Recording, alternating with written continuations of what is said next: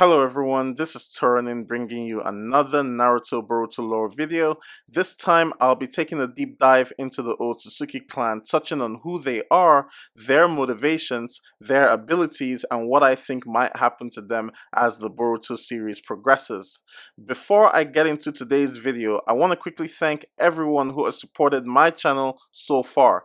I'm pretty new in a YouTube niche that is already occupied by some heavy hitters, so to be so new and still have the traction I have had is quite awesome, and I hope it gets better in 2021. Secondly, if you're not up to date on the Boruto manga, then this is your spoiler alert, cause I may reference recent events that went down in the last few Boruto chapters. If you're cool with still watching, then kick back and enjoy the video. The Otsutsuki are the oldest clan in the Naruto Boruto verse. They are a clan of humanoid aliens who travel the galaxy in search of worlds rich in natural energy that they can absorb and devour. They do this by bringing a 10 tails to the planet, feeding a live Otsutsuki to it, which causes it to transform into a god tree, which with its roots deep in the planet begins to absorb all the natural energy around. Once all the natural energy is absorbed and all life is extinguished, the Old Suzuki then consume the chakra fruit, which grants them longer life, godlike powers, all the powers and abilities of the species local to the planet harvested, and evolution. In order to achieve the goal of absorbing natural energy from a planet, the Otsutsuki have to break a core rule of their clan. They travel to planets in pairs, with one Otsutsuki being lower in rank. The lower ranked Otsutsuki is fed to the Ten Tails only after they've created a backup of their consciousness on a suitable vessel using karma.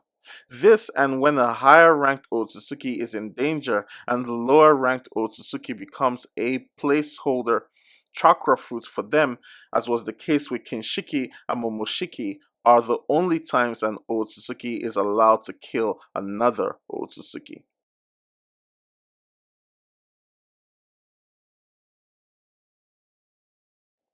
The Otsutsuki plant and harvest strategy has not gone according to plan on Earth, largely due to Kaguya Otsuki, who for some reason decided to betray her superior Otsutsuki partner Isshiki Otsuki.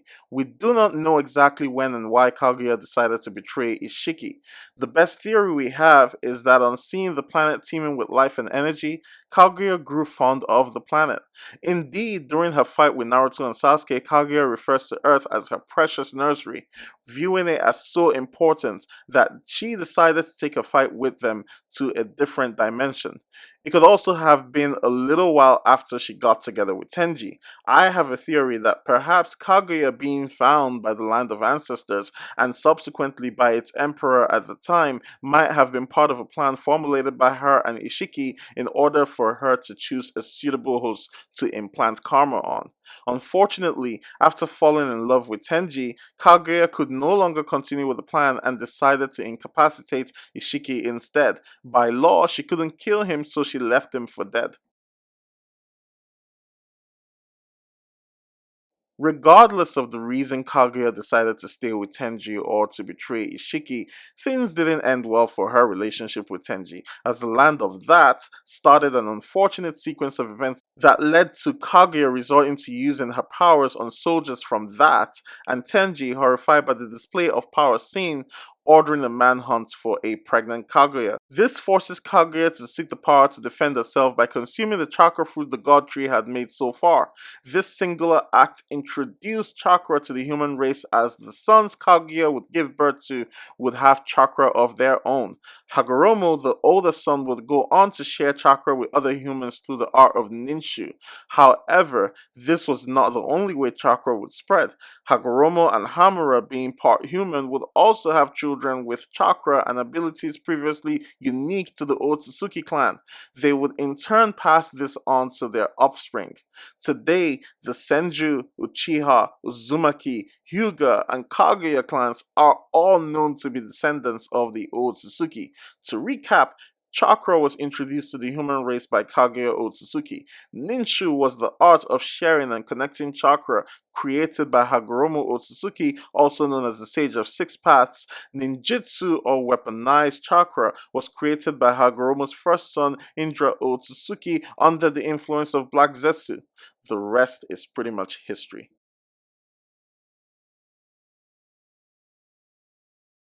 Being the progenitors of chakra on Earth, the Old Suzuki are generally immune to most forms of ninjutsu at varying levels depending on how pure-blooded the Old Suzuki is. Generally speaking, ninjutsu doesn't work on pure-blooded Old Suzukis as they usually have some way of absorbing the attack due to its very nature of being chakra-based. This is usually done using the ocular powers of the Rinnegan, but as Isshiki shows, this can also be achieved using a as yet unnamed Dojitsu to shrink the attack out of existence. Worse still, some high-level Otsutsuki don't just absorb attacks, but can reflect the attack back with greater destructive power, as was the case with Momoshiki.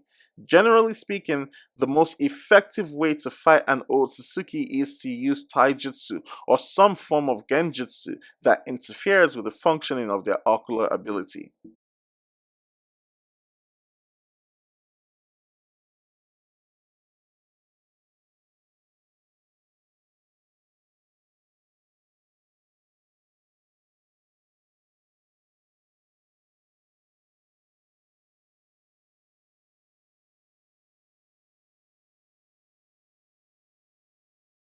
It isn't just chakra, ninshu, and ninjutsu that the Otsutsuki introduced to humans.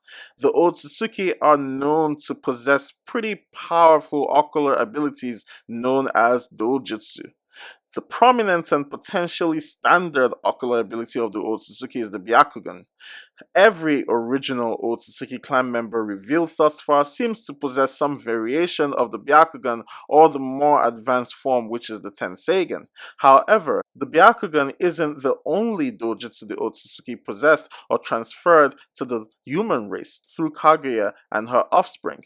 The Sharingan, Rinnegan, Rinne Sharingan, and even the Pure Eye or Jogan are all Otsutsuki Dojutsu that different clans possess as their distinct ocular powers, constantly recurring in members of those respective clans. Apart from their mastery of chakra in all its nature transformations and their godlike dojutsu abilities, the Otsutsuki are also masters of virtually all forms of hand-to-hand and weapons-based combat. Additionally, their ninjutsu is generally more advanced than that of human shinobi, including human descendants, as they are able to manipulate the space-time continuum with jutsu at a level not even the very best of humans such as Minato, Tobirama, or Obito could.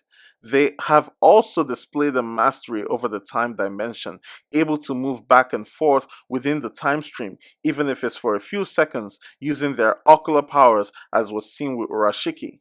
This can be amplified by using a time-traveling artifact called the Karasuki, which allows Otsutsuki members to travel decades into the past. Finally, and perhaps most impressive of all, the Otsutsuki have achieved a level of mastery over life and death. While not exactly immortal, these beings have incredibly long lifespans, and based on our current understanding, pure-blooded Otsutsuki could theoretically live forever if they continue harvesting chakra fruits from planets seeded with the God Tree. No one really knows how old Isshiki, Kaguya, Momoshiki, Urashiki, and Kinshiki are. Apart from being able to live for long periods of time, the Otsutsuki are notoriously hard to kill, and I'm not just talking about defeating their physical being. However, let's start there. Kaguya Otsuki has been defeated twice, and no one has managed to actually kill her. Currently, she is sealed away along with Black Zetsu in a moon which is in another dimension. One thing we know is that eventually, however long it takes, someone with the power to hop dimensions like she can will come along and find that dimension. Once that dimension is discovered, it is only a matter of time before someone explores its moon, and then only a matter of time before before, you get the picture.